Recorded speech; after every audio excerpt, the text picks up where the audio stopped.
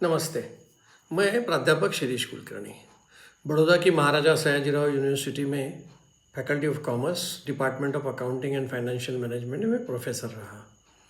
बाद में 2016 से सरदार पटेल यूनिवर्सिटी वल्लभ विद्यानगर डिस्ट्रिक्ट आनंद कुलपति रहा। आज मैं मनुष्य की धड़कनों में परिवर्तन लाने वाले विषय पर बात कर रहा हूँ, लेकिन मैं हर मनुष्य की बात नहीं कर रहा हूँ। जो मनुष्य इस विषय में व्यस्त है, यह विषय उसका आवश्यक लगता ऐसा विषय है, और वह है स्टॉक मार्केट। शेयर्स के भाव गिरते हैं, शेयर्स के भाव ऊपर उठते हैं। मैं शेयर्स यानी इक्विटी शेयर्स की बात कर रहा हूँ। मैं न तो डेप्ट फंड या डेप्ट के इंस्ट्रूमेंट के बारे में बात कर रहा हूँ, न मैं बॉन्ड्स के बारे में बात कर रहा हूँ। सिर्फ इक्विटी के बारे में मैं बात कर रहा हूँ। देखिए, इमोशंस, सेंसेशंस मनुष्य में होते हैं और ज़्यादा होते हैं, फिर वो पुरुष हो या महिला हो। कई बार हमने देखा है कि सिर्फ एक कॉकरोच अगर सामने आया तो ऐसे भी लोग हैं कि जो उससे भी डरते हैं।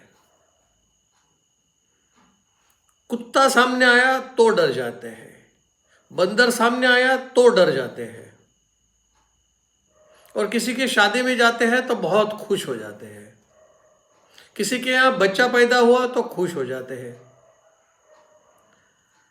यानी इमोशंस, सेंसेशंस के आधार पर चलने वाला ये स्टॉक मार्केट है। शेयर्स की कीमत ऊपर जाना, शेयर्स की कीमत नीचे जाना, यह विषय, बारिश अच्छी आई शेयर मार्केट ऊपर आएगा, बारिश नहीं आई, सूखा है, तो शेयर मार्केट डाउन हो जाएगा। भाई शेयर्स यानी क्या? शेयर्स यानी उसकी फेस वैल्यू। फेस वैल्यू यानी जिस कीमत पर आपने खरीदा, उस शेयर्स पर कंपनी ने कितना मुनाफा कमाया, और वह कैपिटल मार्केट कैपिटलाइजेशन में कितनी आगे गई, इसके आधार पर उसके शेयर प्राइस कम ज़्यादा होने चाहिए। क्या है, आजकल शेयर जब इशू किया जाता है तभी उसके ऊपर फेस वैल्यू से ज़्यादा पैसा लिया जाता है। 5 रुपए का शेयर बेचा जाएगा 1000 रुपये में। अब वह 1000 रुपया लेने के बाद कंपनी तो कंपलसरी है कि कुछ करके दिखाए। अभी युद्ध चल रहा है, भारत पाकिस्तान का युद्ध हुआ, शेयर मार्केट डाउन गया। अमेरिका के प्रेसिडेंट डोनाल्ड ट्रंप जी ने टैरिफ बढ़ाए, शेयर मार्केट डाउन हो गया। यानी शेयर मार्केट डाउन होना यह केवल इमोशंस के आधार पर है क्या? ऐसा नहीं होना चाहिए, लेकिन ऐसा है। अब हम प्रैक्टिकल बातों के बारे में बात करेंगे। देखिए, 3 प्रकार के इन्वेस्टर्स हैं। शेयर्स खरीदने वाले, बेचने वाले जो लोग हैं, वह 3 प्रकार के हैं, यानी categories, 3 categories of the investors in the equity market. Number 1, foreign portfolio investor, यानी जो विदेशों से भारत के इक्विटी मार्केट में पैसा लगाते हैं।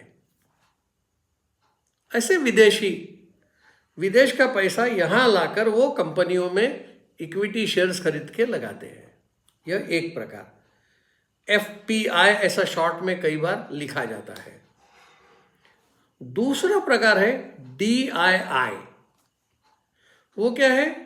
Domestic institutional investors. अब ये क्या है? डोमेस्टिक यानी भारत के ही लोग हैं, तो भारत के लोग यानी इंस्टीट्यूशंस, व्यक्ति नहीं, इंस्टीट्यूशन है क्या, म्यूचुअल फंड है, एसबीआई का म्यूचुअल फंड है, एचडीएफसी का म्यूचुअल फंड है, ऐसे कई म्यूचुअल फंड्स है, कई बैंक्स है, कई एनबीएफसी है, non banking financial institution, LIC है, ऐसे कई इंस्टीट्यूशंस है जो अपना पैसा इस इक्विटी मार्केट में लगाते हैं।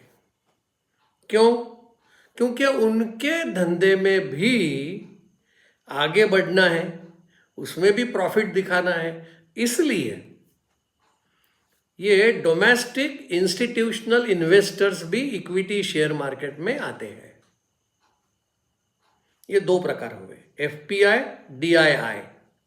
और तीसरा जो प्रकार है वो है रिटेल इन्वेस्टर, आप और मैं जैसे, यानी मेरे पास पेंशन आ रहा है तो उसमें से कुछ पैसा बचा है तो मैं इक्विटी शेयर मार्केट में पैसा डालूं। कोई बिजनेस करने वाला व्यक्ति है, उसे मुनाफा हुआ, वो अपना पैसा शेयर मार्केट में डालेगा। यानी मेरा पैसा घूमता रहे और वो एक पैसा दूसरा पैसा कमा कर लाए, यह आशय ये रिटेल इन्वेस्टर का है। तो क्या वो लोग बैंक में फिक्स डिपॉजिट नहीं कर सकते? कर सकते हैं। बॉन्ड्स खरीद सकते हैं? हाँ, खरीद सकते हैं, लेकिन उसकी जो आय है वह मर्यादित आय है। उस मर्यादित आय से बाहर निकलकर कुछ रिस्क लेना, जोखिम लेना, और उसकी वजह से ज्यादा पैसा मिलेगा जो फिक्स डिपॉजिट के ब्याज से होगा, इसलिए इक्विटी मार्केट में रिटेल इन्वेस्टर जाता है। अब ये जो रिटेल इन्वेस्टर है ना, अभी मैं जो इमोशंस और भावनाएं, तो इन सारी चीजों का असर जो है वो रिटेल इन्वेस्टर्स पर होता है। देखिए, डोमेस्टिक इंस्टीट्यूशनल इन्वेस्टर्स जो है वो तो पूरा का पूरा कैलकुलेट करके बैठे हैं क्या करना है। कंपनियों की बैलेंस शीट, उसका प्रॉफिट एंड लॉस अकाउंट वगैरह सब देखकर वो अपना पैसा उसमें रोकते हैं, वो इमोशंस पर नहीं है। एफपीआई, वो यानी फॉरेन पोर्टफोलियो इन्वेस्टर्स, वो यहां पे कब पैसा लगाते हैं? जब उनके देश में उनको इतनी आय नहीं मिल सकती, तब वो भारत में आकर पैसा रोकते हैं। इसलिए कभी कभी क्या होता है, पूरा का पूरा शेयर बाजार एकदम से धड़ाम से गिर जाता है। क्यों? अचानक से 50,000 करोड़ रुपया ये फॉरेन पोर्टफोलियो इन्वेस्टर्स उठा लेते हैं, शेयर बेच देते हैं, धड़ाम से शेयर गिरेंगे, स्टॉक मार्केट डाउन हो जाएगा। ऐसा ये रिटेल इन्वेस्टर्स का है। इनका इमोशंस के आधार पर ये मैंने कहा आपको। देखिए, अभी गत 3 माह यानी जून को छोड़ दे तो उसके पहले 3 माह में रिटेल इन्वेस्टर्स ने करीब 20,000 करोड़ रुपया, करीब 20,000 करोड़ रुपये उठा लिए। लेकिन जून में उन्होंने पैसे रोकते हुए शेयर्स खरीदना चालू कर दिया। They have become buyer. In last 3 months they were seller, वो बेच रहे थे। तो रिटेल इन्वेस्टर्स का जो पैसा लगा हुआ है वो भी काफी रकम है। उन्होंने जो 20,000 करोड़ उठा लिया था, उसी तरह से उन्होंने जून में 5,607 करोड़ रुपए फिर से इक्विटी मार्केट में डाले। तो इक्विटी मार्केट अप हुआ।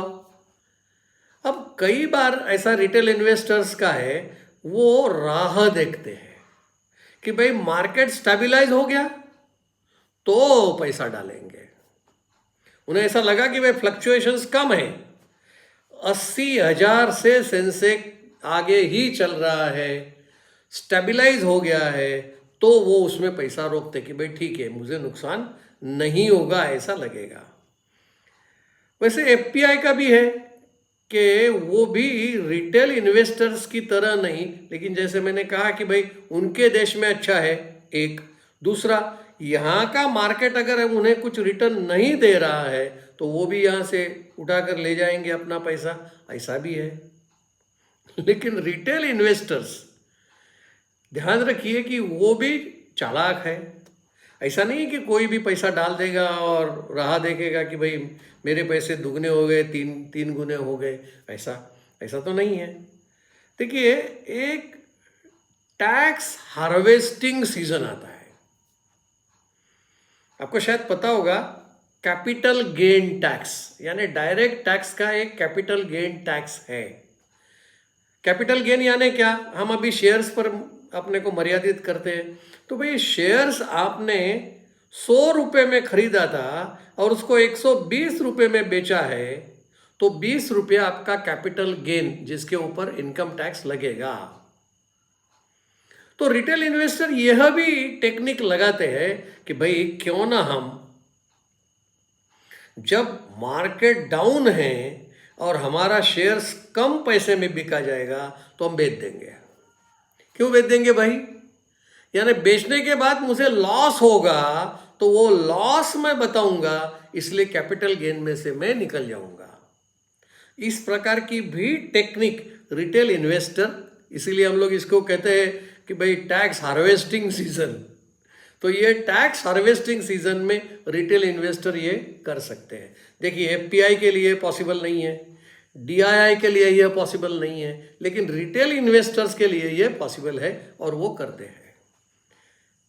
तो इस प्रकार से रिटेल जो है वो हमेशा जब डाउनफॉल होता है, तो कई बार यह भी, अगर टैक्स हार्वेस्टिंग सीजन नहीं है तो वो डाउन हो गया, मार्केट डाउन हुआ, तो वो प्रयत्न करता है कि मैं वहीं टिका रहूं, वो बेचेगा नहीं। मैं टैक्स हार्वेस्ट वाला छोड़ देता हूँ, इसलिए इसको मिक्स मत करिए। यह जब शेयर बाजार नीचे जा रहा है तो वो नुकसान करने का नहीं चाहेगा, क्योंकि उसे अभी इसमें टैक्स बचाने का नहीं है। टैक्स बचाने का सीजन है, उस सीजन में वो करता है कि भाई लॉस मेकिंग भी बेच देता है। लेकिन बाकी समय में वो स्टेबलाइज्ड मार्केट आने तक अपना पैसा उठाएगा नहीं। जब तक मार्केट ऊपर आएगा तब तक वो पैसा नहीं उठाएगा। यानी रिटेल इन्वेस्टर की ये सारी लाक्षणिकता है और इसी लाक्षणिकता के आधार पर ही मार्केट हमें ध्यान में आता है, इमोशंस वगैरह, और इसी की वजह से मनोदशा जो है इन्वेस्टर्स की, तो रिटेल इन्वेस्टर्स भी शेयर मार्केट को ऊपर ला सकते हैं या गिरा भी सकते हैं। जैसे मैंने कहा था, एफपीआई भी करते हैं।